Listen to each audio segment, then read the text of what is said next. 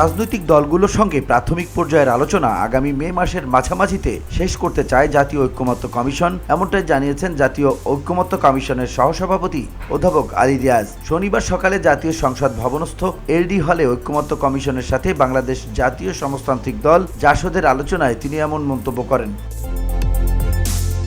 আলী রিয়াজ বলেন, রাষ্ট্র সংস্কারের উদ্যোগ অন্তর্বর্তী সরকারের পক্ষ থেকে নেওয়া হলেও এই দাবি প্রকৃতপক্ষে জনগণের। রাজনৈতিক দলগুলোর সাথে প্রাথমিক পর্যায়ের আলোচনা মে মাসের মাঝামাঝি সময়ে শেষ করতে চায় কমিশন। এরপর জাতীয় পর্যায়ের আলোচনা শুরু হবে।